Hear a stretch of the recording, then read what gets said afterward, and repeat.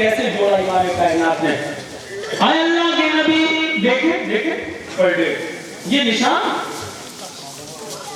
یہ یہود و نصارہ تو نرم گرم بستر پر سوئیں, یہ یہودی اور عیسائی تو نرم و ملائم بستر پر سوئیں, نرم گرم گدوں پر سوئیں, عیش و آرام کے ساتھ سوئیں, اور ہمارے نبی محمد رسول اللہ چٹائی پر سوئیں. اے اللہ کے نبی یہ نہیں ہو سکتا ہے. آپ نے کہا اچھا تو کیا ہوگا؟ کہنے لگے لَبِتَّخَذْنَا لَكَ وِطَاءً, ہم آپ کے لیے نرم گرم بستر بناتے ہیں, نرم گرم گدا لگاتے ہیں, نرم گرم صوفے کا انتظام کرتے ہیں, ہم آپ کے لیے بہترین بستر کا انتظام کرتے ہیں.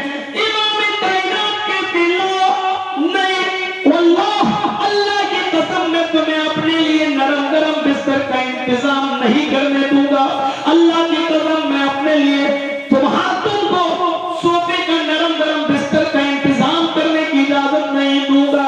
پھر آپ نے فرمایا اے عبداللہ مالی وللدنیا, ارے دنیا میں ہمیں رہنا ہی کتنا ہے, یہ دنیا کی حیثیت ہے ہی کیا ہے, اس دنیا میں مجھے رہنا ہی کتنا ہے. مانا فی الدنیا الا کراکب استظل تحت شجرہ, اس دنیا میں ہم تو اس مسافر کی طرح ہیں جو ایک دور سے آیا, چلتا ہوا آیا, ٹہلتا ہوا آیا, سفر کرتے ہوئے آیا, تھک گیا اور ایک درخت کے سائے میں, ایک درخت کی چھایا میں آ کر آرام کرنے کے لیے بیٹھ گیا. تھوڑی دیر لیٹا اور پھر آگے بڑھ گیا.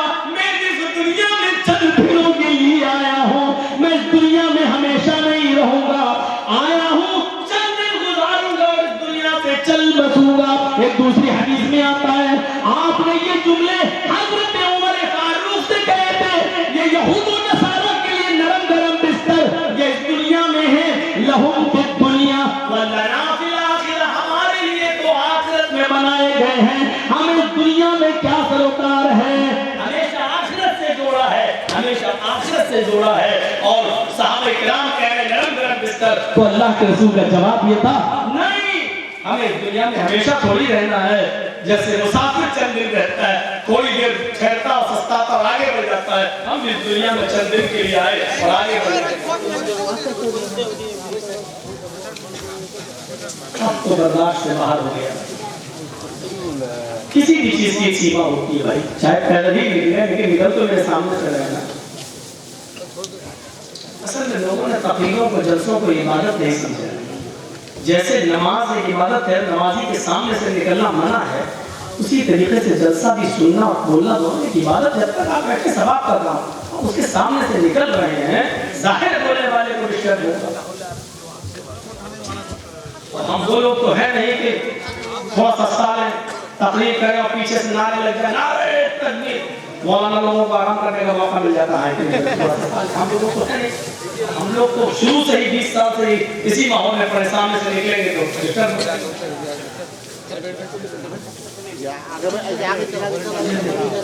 اب یہ تقریر یوٹیوب پہ جائے گی, سب کی آوازیں آ رہی ہیں, تو سمجھ لیجیے آپ آخرت سے جوڑا اللہ کے رسول. سونے کا معاملہ ہو, لیٹنے کا معاملہ, اور سنیے یاد آ گیا حضرت عائشہ صدیقہ اللہ کے نبی کے بستر پر لیٹ کر دیکھی کہ دیکھیں کیسے اللہ کے رسول اس پہ کیسے لیٹ جاتے ہیں. تو جو چادر دری سمجھتے ہیں نا, دری جو دری روزانہ بچھاتی تھی حضرت عائشہ اکھیری, اللہ کے رسول صلی اللہ علیہ وسلم اسی دری پر سوتے تھے. تو ایک دن انہوں نے سوچا کہ ہم پوری رات لیٹ کر دیکھیں تو نہیں لیٹ پائیں گے, کتنی چپکی ہے, کیسی کھردری دری ہے, کیسے سوتے ہوں گے. چلو ایسا کرتے ہیں, آج اس کو دوہری کر دیتے ہیں, اس کو 2 تہہ کر دیتے ہیں. اللہ کے رسول نماز عشاء کے بعد آئے, عشاء کی نماز بہت دیر سے ہوتی تھی, عشاء کی نماز کے بعد آئے اور آپ نے اس دری پر آپ نے آرام فرمایا. اب وہ دوہری ہو گئی, ایک گہری ہوتی تھی روزانہ, آج حضرت عائشہ نے اس کی 2 تہہ کر دی, اور جب 2 تہہ کی تو تھوڑا سا وہ نرم ہو گئی. اللہ کے رسول جب اس پہ لیٹے تو اتنی اچھی نیند آئی کہ آپ اس دن تہجد کی نماز اس رات میں نہیں پڑھ سکے. تو نہیں آنکھ کھلی, اور جب آنکھ کھلی تو حضرت بلال فجر کی اذان دے رہے تھے. وضو بنایا, جلدی سے مسجد میں گئے, فجر کی نماز پڑھائی, گھر کے اندر لوٹ کر آئے. کہا عائشہ, کہا جی کیا آج کیا ہو گیا, تہجد میں نہیں اٹھ پایا. کہا کہ تھکے ہوئے ہوں گے, نیند اچھی آ گئی ہوگی آپ. کہا نہیں, بستر میں کچھ ضرور ہے, تم نے کیا کچھ اور بچھایا تھا بستر کے نیچے؟ کہا نہیں, جو دری بچھاتی ہے وہی بچھائی. کہا نہیں نہیں نہیں, اگر اسی طرح بچھائی ہوتی تو ضرور میری آنکھ کھلتی. کہا اللہ کے رسول دری وہی ہے, لیکن فرق اتنا ہے کہ میں نے اس پر لیٹ کر دیکھا تو مجھے بے چینی ہو رہی تھی. میں نے سوچا کہ آپ کیسے لیٹتے ہوں گے اس دری کے اوپر. میں نے اس دری کو جو گہری ہوتی تھی میں نے دوہری کر دی تاکہ آپ کو آرام سے نیند آ جائے. فرمایا عائشہ, آئندہ دری ویسے ہی بچھانا جیسے پہلے بچھایا کرتی تھی. محمد کو اتنا آرام نہیں چاہیے جو تہجد سے اس کو غافل کر دے اور مجھے میرے رب سے دور کر دے.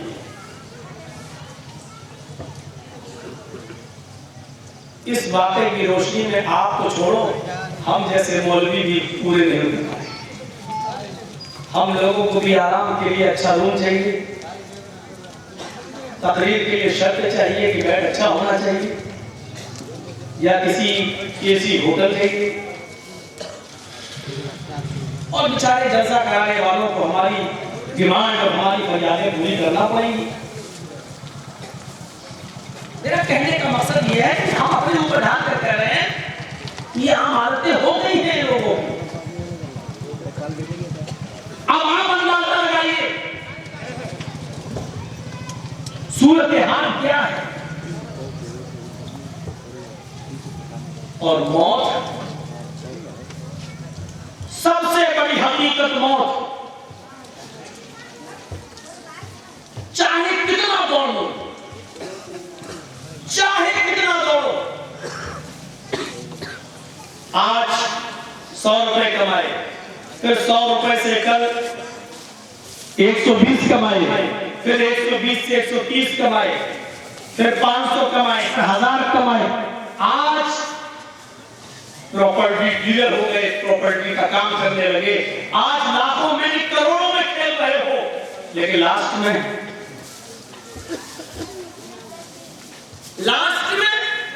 پھر موت. ایک حکومت کے مالک نے, حکمران نے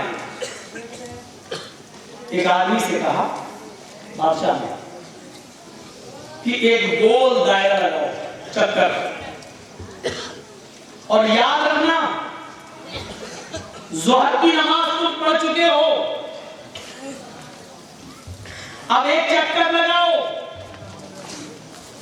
اور شام کا سورج ڈوبنے سے پہلے پہلے تمہیں کسی جگہ پر آنا ہے اور گول چکر لگاؤ. گول, شام کا سورج ڈوبنے سے پہلے پہلے جتنا تم گول چکر لگا لو گے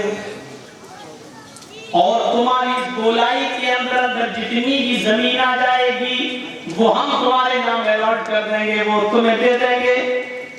یہ زمین کے تم مالک بن جاؤ گے, ہم تمہارے نام کر دیں گے. ہماری سلطنت ہے, ہماری حکومت ہے. اس آدمی نے کہا یہ تو بہت اچھی بات ہے. اب دیکھیے انسان کی کیفیت دیکھیے. اس نے سوچا ظہر ہو گئی, ابھی تو بہت ٹائم ہے, مغرب تک ہم ابھی سے دوڑ لگاتے ہیں اور اس حساب سے دوڑیں گے گول گول کہ ہم شام کے سورج کو ڈوبنے سے پہلے پہلے یہاں جائیں اور اتنی زمین ہمیں مل جائے. اس نے دوڑنا شروع کیا, اب دوڑ رہا گھنٹے 2 گھنٹے تک دوڑتا رہا. اب سوچ رہا ہے اب ٹرن مار کر سورج ڈوبنے سے پہلے پہنچنا بھی ہے. لیکن بادشاہ نے یہ بھی کہہ دیا اگر سورج غروب ہو گیا تو 1 انچ زمین بھی نہیں ملے گی, چاہے کتنا دوڑ لو. اب دوڑ رہا ہے. دوڑتے دوڑتے جب عصر کی اذان ہو گئی تو کہنے لگا کہ اب ٹرن ماروں. پھر کہتا نہیں, یہ تو بڑے خوبصورت باغات ہیں, گھنے جنگلات ہیں, تھوڑا سا اور دوڑ لوں, یہ حصہ بھی ہمارے اس میں آ جائے گا. وہ دوڑا, ان باغات کو, اس جنگل کے اس قیمتی حصے کو اپنی پراپرٹی میں شامل کرنے کے لیے دوڑا. تھوڑا سا اور آگے بڑھا, ٹرن لینا چاہتا ہے, مڑنا چاہتا ہے. اس نے دیکھا ارے تھوڑا سا اور آگے, یہ تو بڑے خوبصورت پہاڑیاں ہیں, یہاں سے تو جھرنے بہ رہے ہیں پانی کے, کیوں نہ اس کو بھی اپنے دائرے میں لے لوں. اس نے دوڑ لگائی اور اس جھرنوں اور پہاڑیوں کو بھی اپنے دائرے میں لینے کی کوشش کی. اس نے تھوڑا آگے نکل گیا, اب اس نے ٹرن لیا. جب ٹرن لیا تو اب اس کو گول گول گھومنا تھا, اب اس کو آنا تھا اپنے مقام پر جہاں سے اس نے دوڑ لگائی. لیکن دیکھا کہ 5, 5:30, 6 بج چکے ہیں. اب وہ وہاں سے سوچتا ہے کہ اب تیز دوڑوں, لیکن یقین مانیے وہ زیادہ تیز دوڑ رہا ہے, لیکن جتنی زیادہ تیزی کے ساتھ دوڑ رہا ہے سورج اس سے بھی زیادہ تیزی کے ساتھ دوڑ رہا ہے. وہ چاہتا ہے کہ سورج غروب ہونے سے پہلے پہلے میں جہاں سے دوڑا وہاں پہنچ جاؤں, لیکن اس نے دیکھا کہ اب منزل پہ پہنچنا میرا مشکل لگ رہا ہے. اس نے چپل اتاری, پھر دوڑنا شروع کیا, کبھی گرتا کبھی اڑتا کبھی توڑتا, لیکن ابھی منزل آنے میں کافی دور ہے. اس نے سمجھ لیا کہ بہت مشکل ہے. اس نے اور تیز بڑھنا شروع کیا, لیکن وقت ہاتھ سے نکلتا جا رہا ہے. جیسے ہی اس نے دیکھا کہ سورج غروب ہو گیا ہے اور ابھی تو منزل میری کافی دور ہے, وہیں پر جا کر گرتا ہے. پھر وہ ایک نظر ڈالتا ہے, سورج غروب ہو چکا ہے. بادشاہ کے فرمان کے مطابق ایک زمین کا بھی اب یہ مالک نہیں رہا. اس نے کھڑے ہو کر جب منظر دیکھا, اتنی زمین میرے ہاتھ سے نکل گئی, اتنا سرمایہ میرے ہاتھ سے نکل گیا, اتنی پراپرٹی میرے ہاتھ سے نکل گئی. اس نے جب دیکھا کہ میرا اتنا نقصان ہو گیا, وہیں پر اس کو اٹیک پڑتا ہے اور گرتا ہے, اور زمین کے اوپر جب گرتا ہے تو اس کو موت آ جاتی ہے. جب مر گیا, عشاء کی نماز کے بعد اس کو مٹی ہونے لگی. بادشاہ اس کی مٹی میں وہ شامل تھا, اس علاقے کے عالم نے اس کی نماز جنازہ پڑھائی. عشاء کے بعد جب اس کو دفنانے کے لیے لے جایا جا رہا تھا, قبر کے اندر جب اس کو دفن کر دیا گیا تو بادشاہ نے اس کی قبر پر کھڑے ہو کر یہ جملے کہے, اے نادان, جتنی پراپرٹی اور زمین لینے کے چکر میں تو آگے نکلا, تجھے معلوم نہیں تھا تیری اصل زمین یہی ہے. اتنی زمین کا تو مالک ہے جس میں آج تو دفن کر دیا گیا ہے. حقیقت میں 2 گز زمین سے زیادہ کسی کا حق نہیں ہے. یہی وہ زمین ہے جس کے آپ زمیندار ہیں, پراپرٹی ڈیلر ہیں, جو بھی کہہ لو, صرف آپ 2 زمین کے مالک ہیں بس, اور وہ ملکیت آپ کو کوئی نہیں چھین سکتا ہے. آپ بے فکر رہیے, آپ کی وہ 2 گز زمین آپ کو مرنے کے بعد بھی وہ ملے گی, کیونکہ آپ اس کے مالک ہیں. اور حقیقی زمین وہی ہے جس کے آپ مرنے کے بعد بھی مالک ہیں. وہ 2 گز زمین ہے, اس سے زیادہ نہیں. انسان کا حرص, انسان کی لالچ انسان کو تباہ کر دیتی ہے. جتنی زمین کو وہ اپنی پراپرٹی میں لینا چاہتا تھا, 1 انچ بھی نہیں ملی کیا, وہی 2 گز زمین. یہی صورتحال ہے ہماری. ہم فکر آخرت کو بھول رہے ہیں. آخرت کی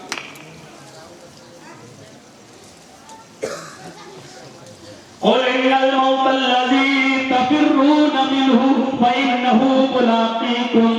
پڑھو سورہ جمعہ. قل ان الموت الذي تفرون منه فانه ملاقيكم ثم تردون الى عالم الغيب والشهادة. اے محمد صلی اللہ علیہ وسلم, آپ اعلان فرما دیجئے, آپ کہہ دیجئے, جس موت سے تم بھاگ رہے ہو, موت سے کون بھاگ رہے ہو؟ سب بھاگ رہے ہیں. اچھا حقیقت میں بتائیے, سب بھاگ رہے ہیں کہ بھاگ رہے ہیں؟ تھوڑی سی کھانسی آئی, بخار آیا, فیور آیا, ایک دم بھاگے. کہاں ڈاکٹر صاحب؟ تھرمامیٹر لگا رہے, 102 103 سب دے دیا, پیراسیٹامول چلا, ڈولو چل گیا. کیوں؟ یہ موت سے بھاگنا نہیں ہے. کینسر ہوا, بھاگ کر ٹاٹا میموریل ہاسپٹل بامبے چلو, بھاگنا نہیں ہے. ٹی بی کی بیماری ہے, بھاگ رہے اسپتال. جا رہے ہیں اسپتال، کرا رہے ہیں علاج، کر رہے ہیں لاکھوں روپیہ خرچ، لیکن قرآن کیا کہتا ہے؟ قُلْ إِنَّ الْمَوْتَ الَّذِي تَفِرُّونَ مِنْهُ، اے محمد صلی اللہ علیہ وسلم آپ فرما دیجئے کہ جس موت سے تم بھاگ رہے ہو، ان الموت الذی تفرون منہ، جس موت سے تم بھاگ رہے ہو، بھاگو، کتنا بھاگ سکتے ہو بھاگو، کوشش کرو اپنے آپ کو بچانے کی، ضروری ہے علاج کرانا سنت ہے، کرائیے، دوڑیے، بھاگیے، جس موت سے جتنا بھاگ سکتے ہو بھاگو، لیکن لاسٹ میں فَإِنَّهُ مُلَاقِيكُمْ، جس موت سے تم بھاگ رہے ہو وہ موت تو تم سے ملاقات کر کے رہے گی۔ ملاقات کس کو کہتے ہیں؟ صاحب اکاوا یار وہاں مولانا جدید سے میرا سلام کہہ رہے ہیں، یہ ملاقات نہیں ہے۔ دلی جا رہے وہاں فرا سے میرا سلام کہہ رہے ہیں، یہ ملاقات نہیں ہے۔ ملاقات کیا ہے؟ السلام علیکم، وعلیکم السلام، آپ نے ہم سے مصافحہ کیا، میں نے آپ سے، آپ مجھ سے گلے ملے، میں آپ سے، آپ نے مجھے دیکھا، میں نے آپ کو، اور بتائیے کیسے ہے؟ آپ نے میری آنکھوں میں آنکھیں ڈالی، میں نے آپ کی آنکھوں میں آنکھیں ڈالی، یہ ہے ملاقات۔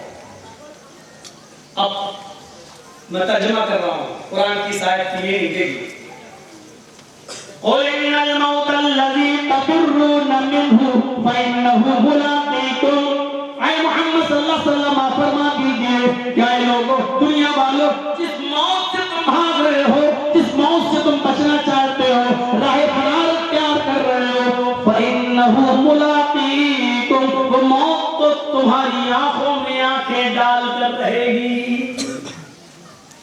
یہ ترجمہ کیا ہے، وہ موت تمہاری آنکھوں میں آنکھیں ڈال کر رہے گی، بچو گے نہیں۔ تو موسیٰ علیہ السلام کی روح نکالنے کے لیے جب ملک الموت آیا، کہا کس لیے آئے ہو؟ کہا روح نکالنے، مارا ایک مکہ موسیٰ علیہ السلام، میری روح لگی چوٹ، اللہ تعالیٰ کی بات، ملک الموت، اللہ نے کہا کیا ہوا؟ موسیٰ کی روح نہیں نکالی؟ کہا روح نکالنے کے مارا مکہ۔ کہا اچھا جاؤ موسیٰ علیہ السلام سے پوچھو کتنے دن زندہ رہنا چاہتے ہو؟ ملک الموت دوبارہ آیا، کہا اللہ تعالیٰ نے پوچھا بتاؤ کتنے دن زندہ رہنا چاہتے ہو؟ 100 سال 200 سال 300 سال 500 سال 1000 سال بتاؤ۔ موسیٰ علیہ السلام نے کہا اچھا پھر؟ 1000 سال کے بعد پھر موت آئی، موت تو آنا ہے۔ کہا اچھا مرنا پھر بھی ہے؟ کہا ہاں راضی ہے۔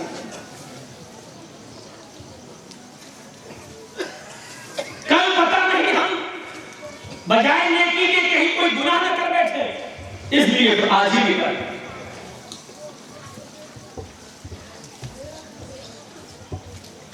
کیا ذہنیت تھی؟ کتنے بڑے بڑے علماء اس کورونا کے پیریڈ میں چلے گئے، آپ کو معلوم؟ کتنی بڑی ہستی مولانا ضیاء الرحمن صاحب العظمی، جانتے ہیں کون تھے؟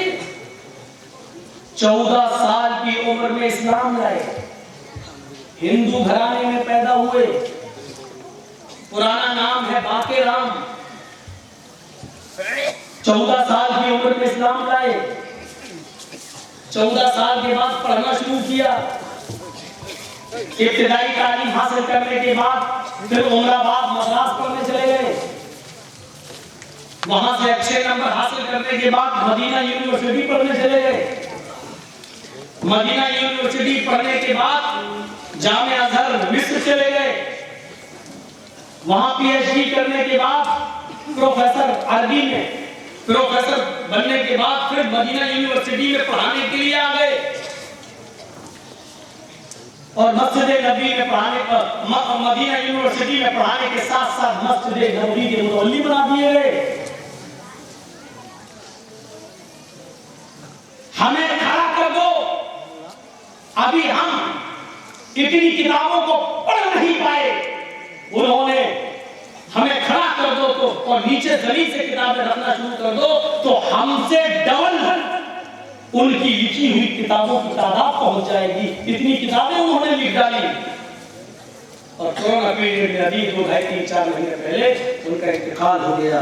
میرے بھائی ذرا تصور کریں آپ, یہ زمین کھا گئی آسماں کیسے کیسے, لیکن ان کو وہیں سعودی عرب کے اندر دفن کیا گیا. باقی رام سے ایک آدمی کو ہدایت ملتی ہے اور وہ پروفیسر بنتا ہے, پھر مدینہ میں پڑھاتا ہے, مسجد نبوی کا متولی بنتا ہے اور اس کا انتقال ہوتا ہے اور وہاں دفن کیے جاتے ہیں. ذرا آپ اندازہ لگا سکتے ہیں کیسی خوش نصیبی.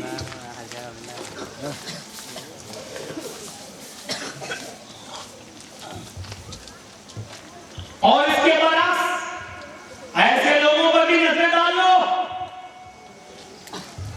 جنہوں نے ان پیریڈ کے اندر نہ ہندو دیکھا نہ مسلمان دیکھا,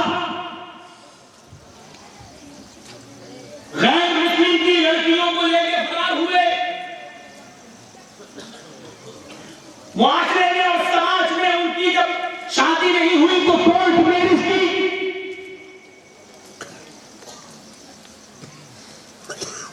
اور پھر اپنے سماج میں آئے تو کسی کو باپ بنا دیا, یہ لڑکی کا باپ بن گیا, حاجی اور نمازی آدمی, اور پھر مسجد کے مولانا نے اس کا نکاح پڑھا دیا, ہو گیا.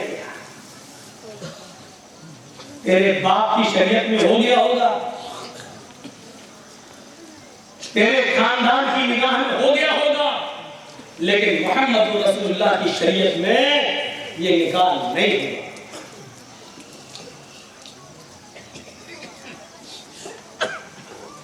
لڑکی بنا کسی لالچ کے اسلام قبول کرتی, پھر گاؤں کا کوئی آدمی اس کا سرپرست بنتا تو الگ بات تھی, لیکن لڑکی اس لڑکے کے ساتھ بھاگ رہی ہے جس سے وہ پیار کرتی.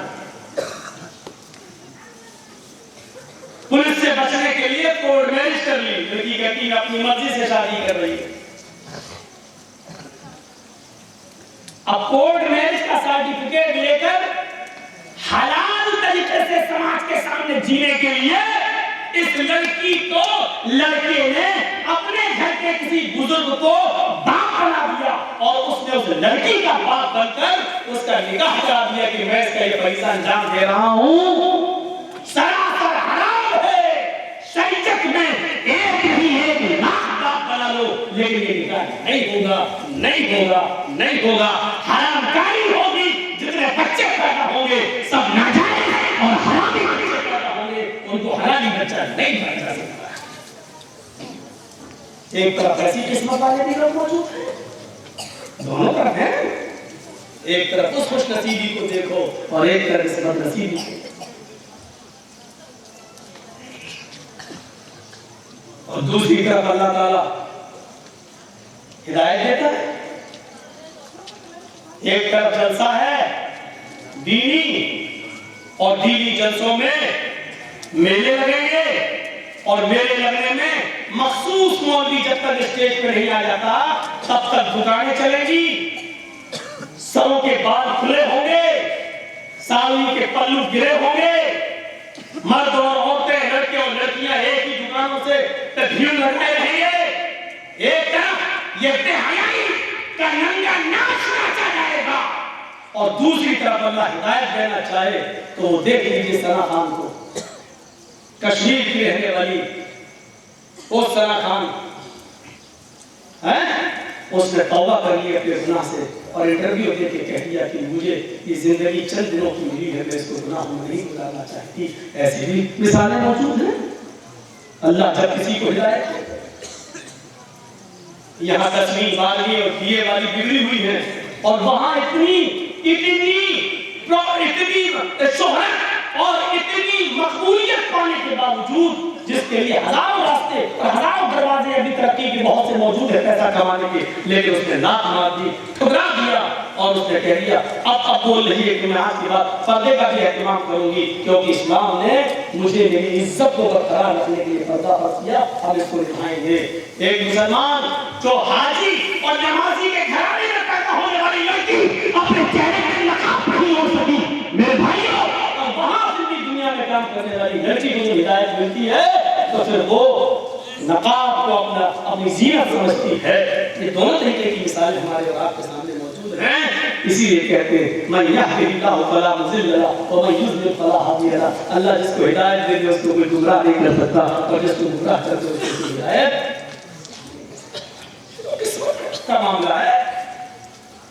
آپ کا ہوگی میری قسمت بنائی جاتی ہے، قسمت کے لیے دوڑا جاتا ہے، قسمت کے لیے محنت کی جاتی ہے۔ کیا کسی کو معلوم ہے کہ وہ جنت میں آئے گا یا جہنم میں؟ نہیں۔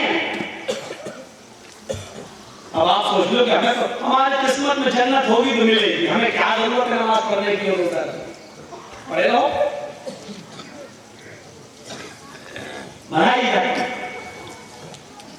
قل ان الموت الذي تفرون منه فانه ملاقيكم، اے محمد صلی اللہ علیہ وسلم آپ فرما دیجئے اے اللہ کے بندو، تم جس موت سے بھاگ رہے ہو بھاگو، کتنا بھاگ سکتے ہو؟